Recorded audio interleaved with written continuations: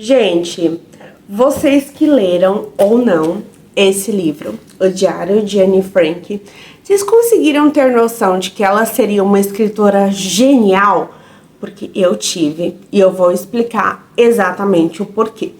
Esse primeiro vídeo é focado na personalidade dela, o segundo será uma análise psicológica do contexto e de todo o pessoal do anexo, e tem mais um terceiro, né, que é o impacto da obra dela nos dias de hoje.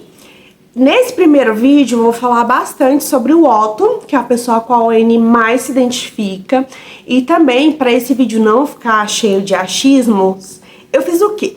Eu comecei a montar o esqueleto com base em como todos ali no anexo mudaram ao longo desses quase 2 anos. Por quê? É muito fácil ser forte, calmo, controlado, racional, justo, enfim, quando você está ali na sua vida normal.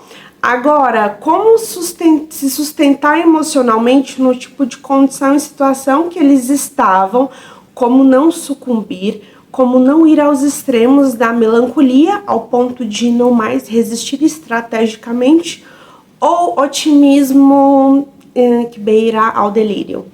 Pois é, esse vídeo hoje é sobre isso, nós vemos depois da vinheta.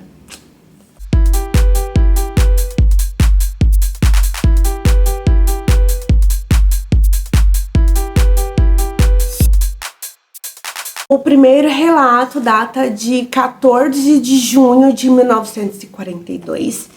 Antes de ficarem ali no anexo, ela ganhou esse diário do pai no dia do seu aniversário e ela descreve que foi o presente mais lindo que já tinha ganhado, o que me remete a ambos tinham ali uma conexão muito forte e depois eu vou falar em detalhes mais sobre isso.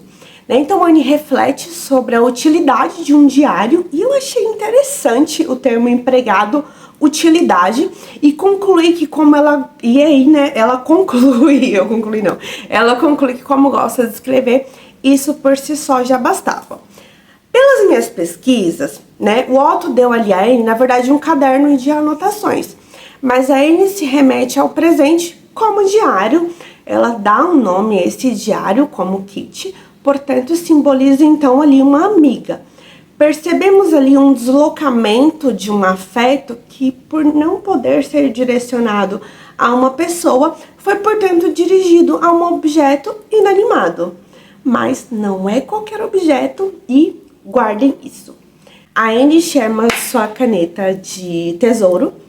Ela desabafa com a Kitty, né? Então, se ameaçam pegar o seu diário, ela o esconde. E esse diário não é só uma válvula de escape, mas também é uma forma de manter ali a sua intimidade em um lugar que com certeza privacidade era algo que não tinha muito. Então, em diversas passagens ela diz, né, abre aspas, devo estar te aborrecendo, Kitty. Como se ela estivesse projetando mais do que um desabafo, mais do que um passatempo, mais do que uma amiga, né? Esse diário não é o diário que estava aborrecido, era ela. Mas vocês vão ver em diversas passagens que eu vou falar aqui que a Anne se culpa, né, por ser privilegiada, por estar viva, enquanto muitos dos seus morreram ou estão presos a trabalhos forçados. E, inclusive, eu realço que a situação financeira dos pais da Anne é importante para entendermos ali o quão fora da curva ela é em relação a como lidou com toda aquela tensão. Em como a Anne era assim prodígia, porque teve não só acesso à educação, mas que acesso à educação expandia seus potenciais, mas ela também era estimulada dentro de casa. E aí, né, qualquer criança, um paralelo aqui, qualquer criança ou adolescente que já demonstra ali uma inclinação para uma área, não só o acesso a uma boa escola torna essa criança fora da curva, né? O apoio e suporte dos pais em casa também é fundamental, e isso ela tinha. Anne e Margot não pararam de estudar nem mesmo dentro do anexo. E Otto sempre recomendava livros para Anne, então ele estimulava ali bastante as filhas. Eu lembro de uma frase no diário em que a Anne perguntou apreensiva, né? Antes de entrarem no anexo, ela pergunta: quando, papai? E ele respondeu, né, abre aspas, não se preocupe, minha filha, curta sua liberdade enquanto for possível, fecha aspas. É um diário que consegue não ser nada enfadonho ao descrever o dia a dia em um anexo. Né, vemos muito da Anne por dentro, né, além das suas vulnerabilidades, além da sua força, o seu senso de humor é fenomenal. É um diário não só sobre os sentimentos dela, mas é um relato como um jornal, né? Então ela diz que quer ser jornalista e indiretamente é exatamente isso que ela faz no diário.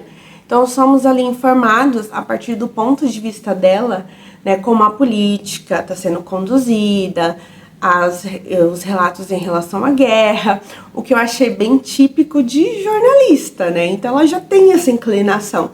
Então ela expõe ali o fato, depois expõe a opinião dela. A relação entre a Anne e a sua mãe é bem conflituosa. A Anne relata que não a suporta, porque a mãe sempre a repreende e não a compreende, né? E apesar da pouca idade, a Anne de fato é muito madura, muito sagaz, muito sensível e muito inteligente. Ela relata que se referiam a ela como a mais malcriada garota do mundo, né? E aí, para evitar esse constante bombardeio de críticas, ela tentou por um certo tempo ser o que esperavam dela, né? Nas suas palavras, ser prestativa, amável e simpática. Ao meu ver, ela já era assim. Mas esses conceitos, eles são muito relativos, são muito subjetivos. Tipo, o que é ser simpático para mim, às vezes é muito diferente do que é ser simpático para você, né?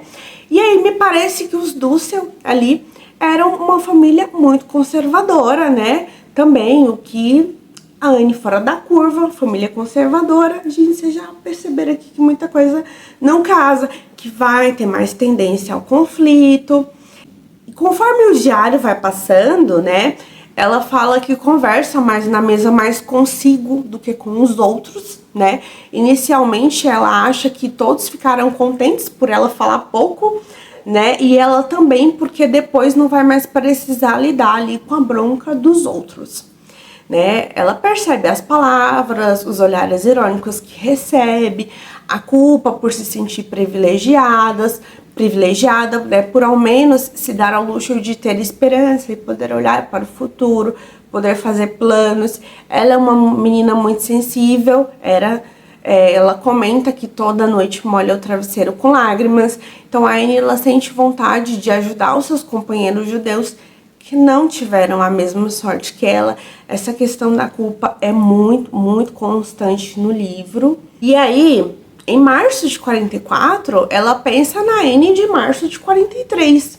E ela pensa, né, relembra ali aquela garota viva, sorridente, cômica, que tinha um olhar mais crítico, que depois de todo esse tempo passa a ser uma Anne, ao ver dela, mais simpática e mais superficial. E aqui não é que ela quer agradar para ser aceita, né? Ela só não quer mais gerar mais conflito. Foi uma interpretação minha, né? E outra coisa que eu trouxe em relação ao pai dela é porque a Margot, ela me parece que se identifica ali mais com a mãe, enquanto a Anne, ela se identifica mais com o pai. Uma questão importante para a gente pensar sobre a personalidade dela é que tudo isso aconteceu na fase da adolescência, que para a psicologia é a fase da consolidação da identidade. Pelos relatos, é justamente o que eu percebo que ela vem tentando buscar, né? Saber quem ela é. Então, ela tenta buscar ali na mãe, no pai, na Margot, alguém para se inspirar, mas ela se identifica mais com o pai. E todos nós construímos nossa identidade a partir das referências que temos. E essas referências são, primeiro ali, os nossos cuidadores ou os nossos pais. A rotina de Anne no anexo se resumia a ler livros, estudar francês, história, taquigrafia, matemática, o que ela fala que odiava, receber broncas, conversar com seu pai, receber broncas, lavar louça e receber broncas, ouvir rádio, receber broncas, espiar o mundo lá fora pela fresta da janela e brigar com a mãe, em seguida receber mais broncas. mas ainda assim eu acho que ela é uma das pessoas mais que conseguiram manter mais ali um pouco mais da saúde mental naquela situação em que eles estavam, né? E ela tem ali alguns passatempos e preferências, né? E isso nos conta muito mais para além do que a pessoa gosta, nos dá pistas sobre a personalidade de alguém, né? E aí, pensando aqui a partir das preferências da Anne, dos seus passatempos, né? E pensando, fazendo um paralelo com a personalidade dela, que é o objetivo desse vídeo. Primeiro, já sabemos que ela ama escrever. Logo, a gente parte um pouco mais do princípio de que ela é introvertida, mas não tímida, né? Já que os professores a chamam de tagarela incurável, né? E ela relata que ela também ama as histórias que o pai conta sobre os livros que ele indicava para ela ler. Embora eu não sei se o Otto, inclusive, tinha consciência de que ele estimulava a filha na sua inclinação profissional ali de já ser jornalista e escritora, né, justamente por essa conexão, por ele indicar livros, por ela adorar esse passatempo, que é um passatempo que, pelo que eu entendi, já tinha antes e que se manteve no anexo.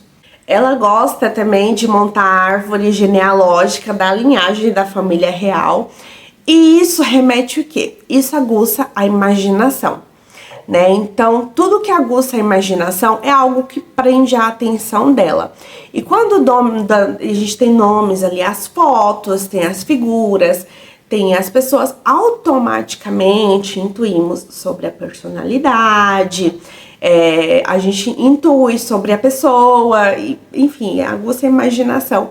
Então, uma coisa para vocês, para ficar claro aqui, imaginação, criatividade já era algo que estava ali fortemente com ela, e tudo o que remetesse a isso, ou tudo o que instigasse isso, chamava a atenção dela e prendia, e enfim, ela é muito criativa, gente. Outro aspecto que reforça ali a questão da criatividade é que ela também tinha a coleção de fotografia de estrelas de cinemas, né, que também estimula a imaginação, cria cenários, hipóteses de ali, como roteiros de filmes, e ela também, né, gostava de estar ali informada sobre os artistas, em quais papéis eles estavam, quais filmes estavam em alta, né, o que remete à inclinação a gostar de arte, né, e filme é um outro tipo, é uma outra expansão de forma de arte. Então, eu imagino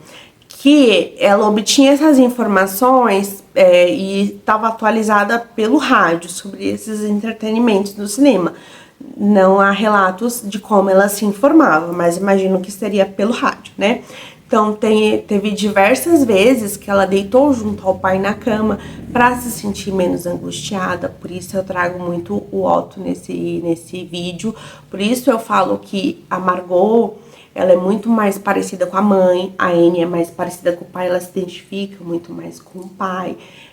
O pai é uma figura que a inspira muito. Ela fala muito desse pai no livro.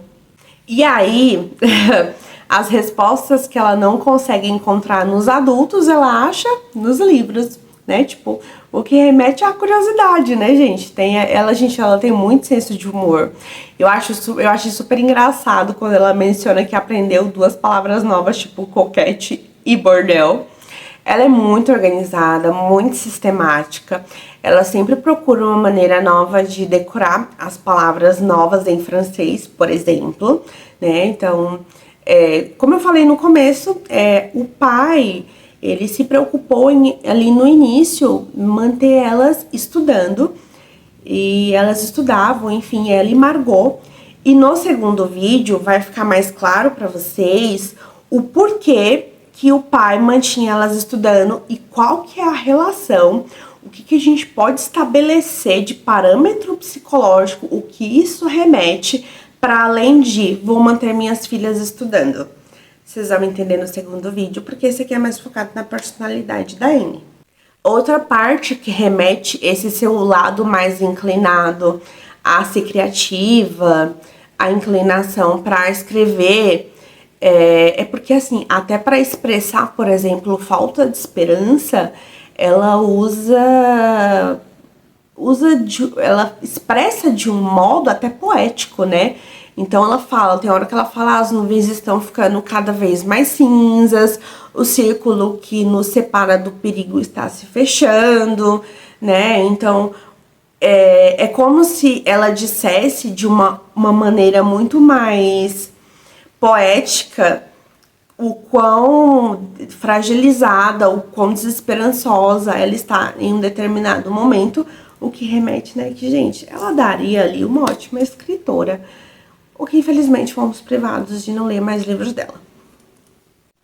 Então, o caderno e a caneta, eles estão para Anne, assim como o casaco está para a senhora Dussel, ou seja, sem julgamentos de valores, né? O que é importante ali para cada um naquele cenário remete não só a valores, memórias e importância, remete também à esperança. Por isso eu não julgo a senhora Dussel de forma tão severa quando ela se apega a seus bens materiais, não quer se desfazer deles para transformar isso em valores, para comprar suprimentos ali ao pessoal, porque isso remete também à esperança.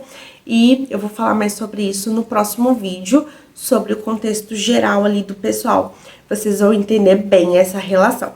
Então, enfim, por todo aquele momento, né, a Anne foi privada de viver de forma extremamente restrita, e eu não me refiro somente ao confinamento no anexo, né? Os seus meios de encontrar alguma forma de lidar e sobreviver àquela experiência eram não só os livros, mas a imaginação dela, a criatividade.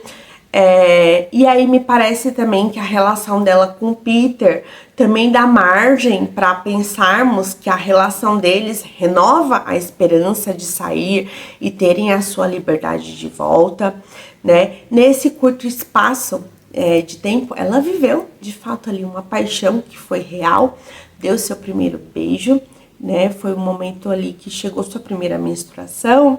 Ela aprendeu mais sobre homens e como eles funcionam por meio dos livros, né? Então ela também fazia marcações na parede dos centímetros que crescia, né? Dos quilos que ganhava, né? Ali era uma menina virando mulher.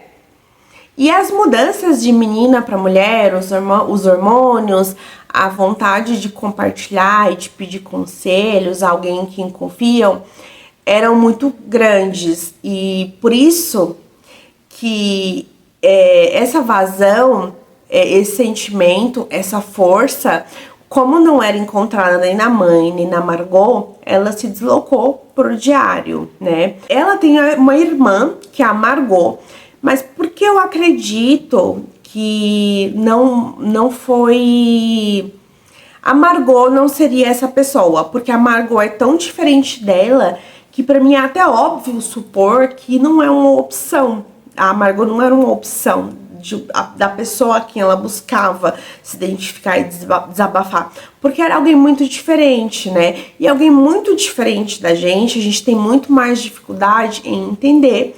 E a troca fica ali um tanto vazia e inútil. Por quê? Normalmente nos relacionamos melhor com quem é mais parecido conosco. A mãe também não era uma opção, né? Eu acho que a mãe era incapaz de perceber o quanto o jeito dela, o quanto o jeito dessa mãe, da relação da mãe com a Anne, ela criava um muro entre elas. A mãe criava esse muro e a mãe, infelizmente, não consegue perceber. A Anne é muito intuitiva, muitas das conclusões a que ela chega sobre as pessoas do anexo tem por base suas observações das expressões faciais e corporais desse pessoal. Em diversas passagens de desabafo, vemos mesclas de coragem, medo, raiva. Pela noite, quando as vozes do pessoal do anexo se calam, falam as vozes da cabeça. E no meio do livro, ali em diante, já temos alguns relatos que dão indícios, né, de que há uma perda aos poucos da esperança, né? Então, ela começa a ter pesadelos, né, com um lugar em que tá escondida, né? Esses pesadelos incluem o anexo pegando fogo ou sendo bombardeado. já que por todo lado também ali tem as informações do rádio de que a Holanda está sendo bombardeada por aviões alemães. E um recorte do diário que eu acho que vale a pena trazer é quando ela escreve que sonhou com uma amiga chamada Lais. Nesse contexto do sonho, né, a Anne relata que a amiga interroga, né, abre aspas, né, tipo, Anne, no sentido de Anne, porque você me abandonou, me ajuda, me salva desse inferno, algo nesse contexto, fecha aspas. E ela, assim como o pai, compartilha uma característica em comum, o fato de se sentirem impotentes, né? E dá para sentir nas palavras dela o quão árduo é lidar com essas questões internas e o quanto isso a corrói, né? E no caso deles, é uma impotência ao quadrado, porque eles não podem ajudar as pessoas que mais amam, o que gera um sentimento de raiva e revolta e nos faz confrontar também com a nossa vulnerabilidade e fragilidade.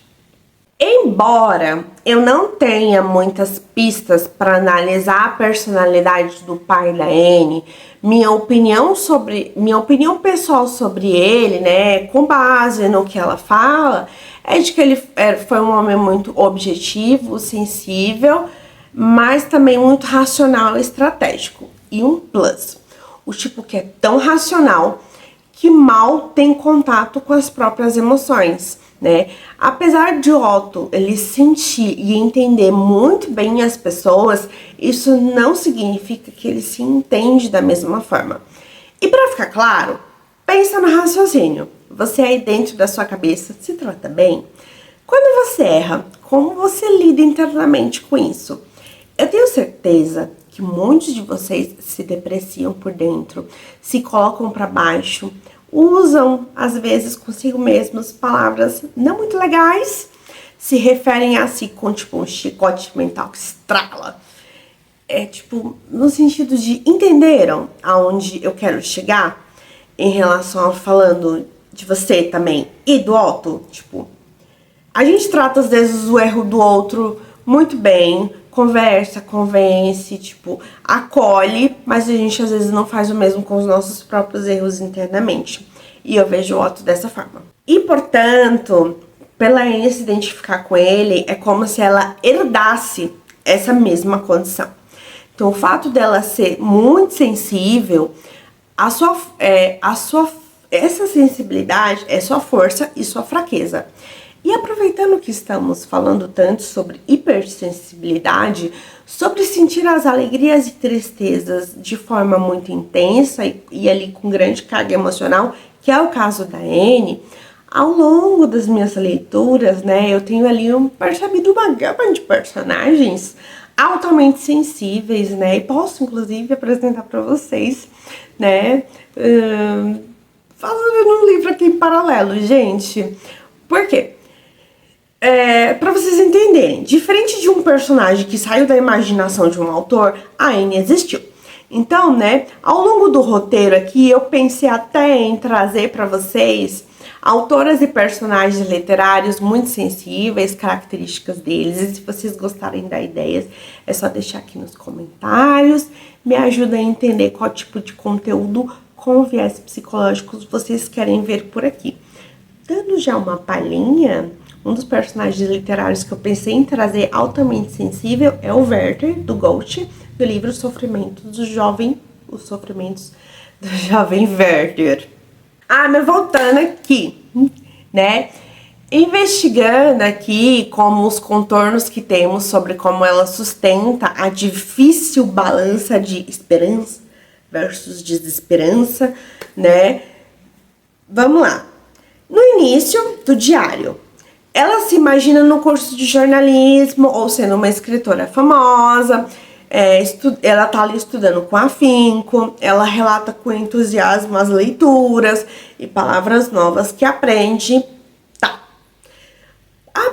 Depois de 6 meses, mais ou menos, os relatos que ela traz já tem muito traço de culpa, já vem acompanhados de sintomas do tipo, abre aspas, queria passar uma noite sem chorar, sem molhar o travesseiro, fecha aspas.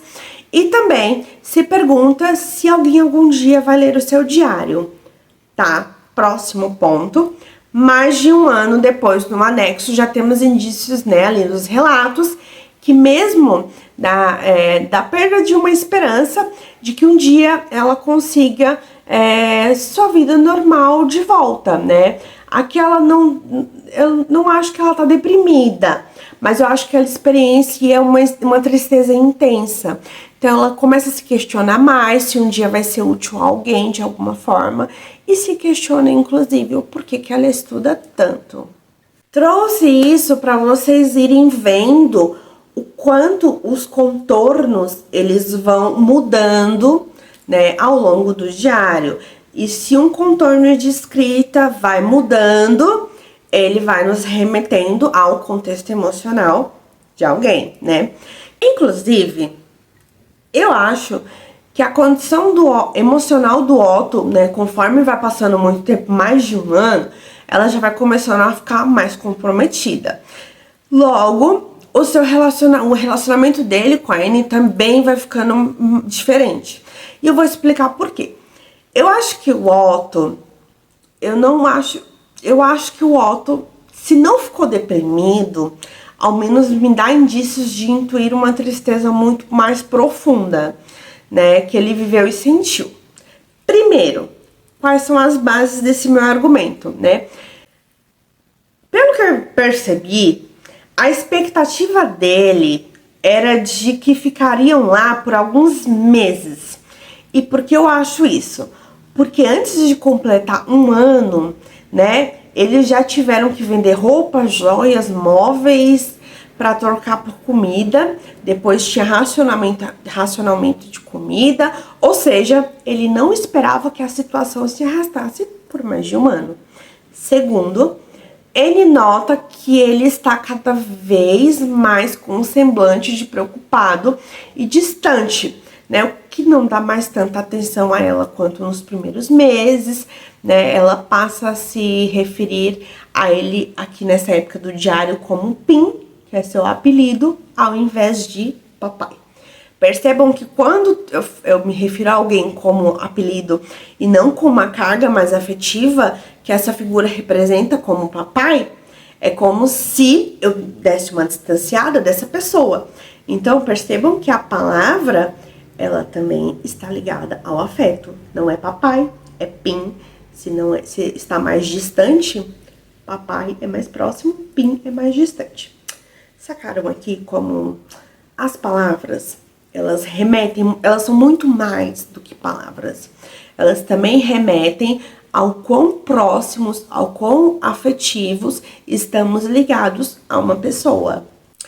Terceiro, ele começa a se isolar.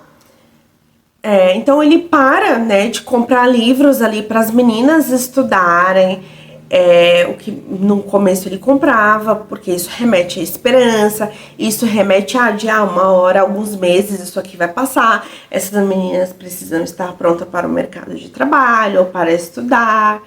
Então ele parou, depois de mais de um ano, de pensar ali na educação das filhas, embora também porque a gente tem que considerar que se alguém não está bem emocionalmente para lidar consigo, é muito mais difícil também pensar no outro muitas vezes quando se está com a saúde mental comprometida, às vezes é uma sobrecarga. Ele também para de ir orar com a Annie, então ela chega a dizer também, depois de mais de um ano ali, que não se identifica mais com a pessoa que mais ama no mundo, né? O que acontece nessa parte é que alguém deprimido não consegue manter ou ter ou se esforçar. Gente, né, em todo o contexto que o Otto ali estava inserido, ele estava muito despersonalizado. Então, eu acredito que por isso que a Annie diz que não se identifica ali mais com ele. E vocês vão ver isso no segundo vídeo, vai ter mais explicações. Vocês vão ver com muita mais clareza, porque o foco desse vídeo aqui é na personalidade da Annie, gente. Então, tipo, calma aí, dá uma segurada. Vocês querem entender mais? Assistam no segundo vídeo. Vou deixar o link aqui na descrição. Porém, a Annie, ela tem uma dinâmica na personalidade dela que eu acho curioso. né? Ela não consegue sustentar uma esperança se ela não tiver um motivador. E por motivador, eu digo algo que também está fora, né? E nessa época, né, que ela tá mais afastada do pai, ela começa a se aproximar do Peter, né? Então, não é curioso? E o Peter ali é o mocinho, filho do Van Damme, que ela dá o primeiro beijo, que ela tem... Gente, é muito legal. Pra mim, a Anne é uma das autoras mais multifacetadas que eu já li. E olha que eu só li um livro dela, infelizmente, né? Por quê? Até o seu olfato revela o quão criativa e hiperperceptiva ela é. Eu fiquei impressionada, gente. Eu me lembro de uma passagem em que ela fala, abre aspas, né? Quando chega alguém de fora, né? Ainda com ar fresco e o cheiro do vento, fecha aspas. Sim, vocês também podem pensar que presos, aspectos simples fazem falta. E concordo. Mas a forma que ela colocou foi muito poética, né? Então, é um sonhar acordado. É um meio de lidar com uma realidade de um meio até que saudável, né? De um meio que é compatível com a personalidade dela. Mas que se alguém utiliza esse meio, já diz que a realidade do momento tá à beira do insuportável. Ou pode ser pensável como um mecanismo de não enlouquecer. Ou de ao menos aguentar da melhor forma possível até que possam voltar a viver de forma digna. Ah, gente, vocês estão esperando que eu fale do Peter? Eu vou falar no segundo vídeo, tá? Reforçando aqui. Gente, esse vídeo é focado na personalidade dela. Então, no próximo vídeo eu vou falar mais sobre a relação com o Peter, tá? Voltando pra Anne, ela tem bastante autocrítica, se questiona se o seu modo de interpretar o ambiente, até que ponto é assertivo ou distorcido. E eu só sei responder que há uma linha tênue em que todo mundo, de alguma forma, distorce a realidade. Mas há pessoas que, infelizmente, isso é um dado que fica um tanto claro, né? Eu acho que ela percebe mais coisas do que é capaz de processar. Mais coisas do que a maturidade dela é capaz de processar, que ela só tem 15 anos. Tem uma outra frase dela que aproveito para destacar, que é quando ela fala, abre aspas, falar de mim custa-me muito, fecha aspas. Escritores, ainda que não percebam, falam muito de si nos livros. As palavras que usam, os personagens que constroem, tudo não é só sobre eles, mas também é sobre o que negam em si. É sobre como vem o mundo à sua volta. E eu diria que todos os personagens de um livro são os próprios autores, só que com a sua personalidade fragmentada. Por isso, fazer uma análise desse diário dela foi muito desafiador. Por quê? No próximo vídeo vocês vão entender. Eu tive que tentar entender toda a galera do anexo a partir do olhar dela, né? E para você fazer isso e meio que fazer sentido e ter uma base confiável, você também tem que justificar. Ah, eu acho que, né, a mãe dela é assim, por isso e isso. Senão, é muito complicado. Então, gente, que análise desafiadora. Então, esse vídeo aqui, esse vídeo ficou tão grande. Vocês têm noção. Aqui foi dividido em 3 partes. Eu nunca fiz isso na minha vida. Eu nunca imaginei que um livro me desafiaria tanto. Tá babado. Voltando aqui.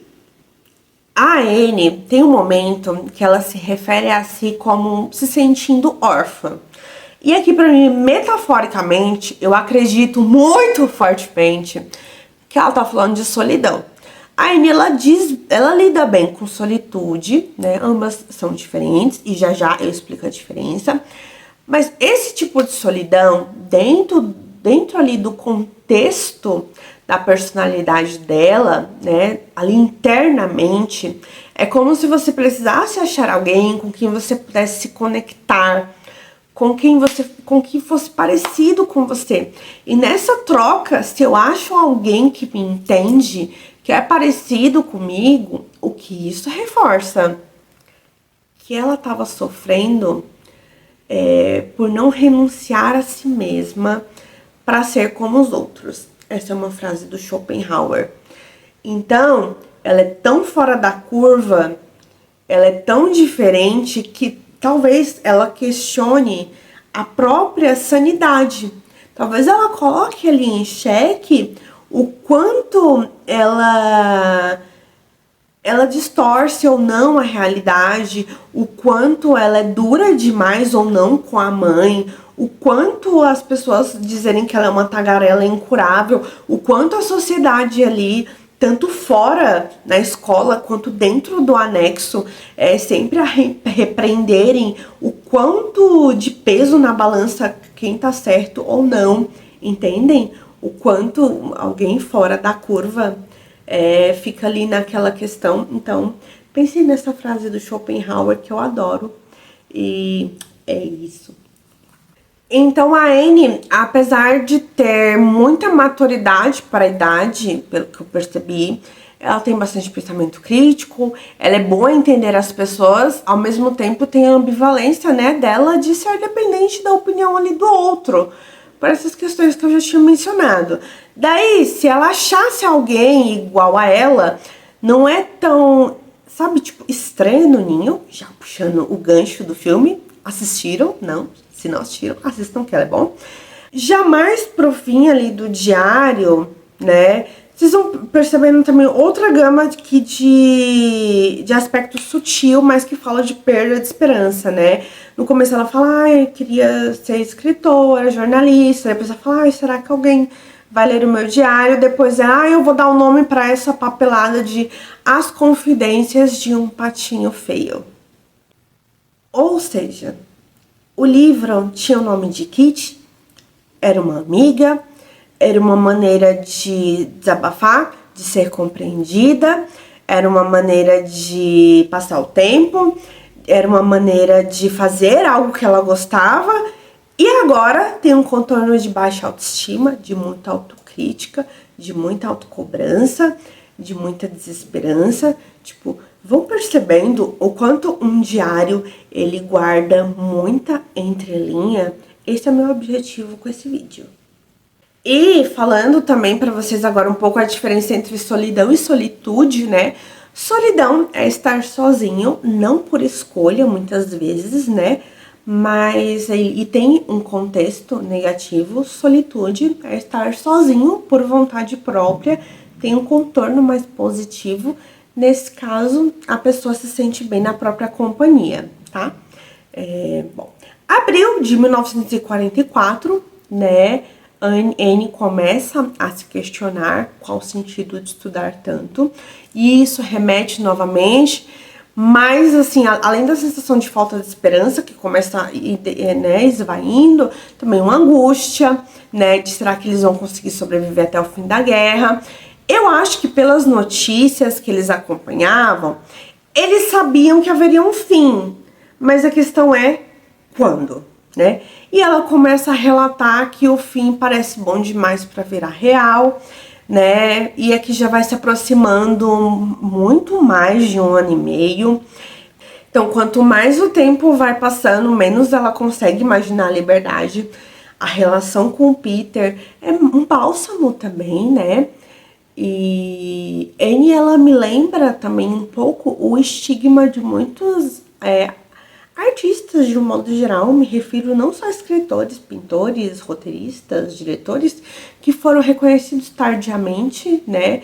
Depois de aí, enfim, diversas formas de artes lançadas, publicadas, muitos anos se dedicando, por exemplo, me refiro aqui, vou me ater a escritores. Muitos ali escrevem sem ganhar dinheiro, um dinheiro decente para sustentar, com ao menos o básico da vida. E o mais curioso, em muitos escritores e vários outros artistas da vida de trabalho duplo, o trabalho, né, de pagar as contas, né, e as horas que sobram no almoço no final do expediente para criar e talvez conseguir viver da arte. Gente, arte é um negócio, não dá para romantizar.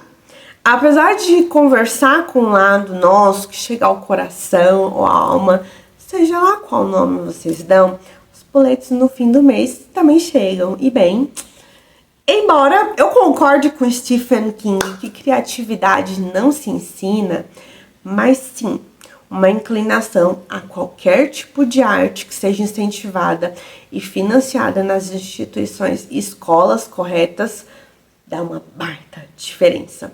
Então, mesmo sem ganhar R$1, né? Alguns não param, mas eu tenho certeza que muitos outros com baita potencial tiveram que desistir porque sonhos não pagam contas e às vezes o que resta de energia para criar vai para hora extra que tem que fazer no trabalho. Enfim, mas bem, a parte ruim é que muitos artistas só ganham notoriedade depois que morrem. E se for de maneira trágica, mais livro vende. Esse aqui é um exemplo. Eu falei tudo isso pra dizer isso do livro dela, que também vendeu muito por ter uma história trágica de pano de fundo. É isso. Eu vou deixar os links dos próximos vídeos aqui na descrição. Nos vemos no próximo vídeo, que vai ser uma análise psicológica de todo o contexto ao qual estavam vivendo. E aí eu vou falar de todo mundo que tá ali no anexo. Até o próximo vídeo.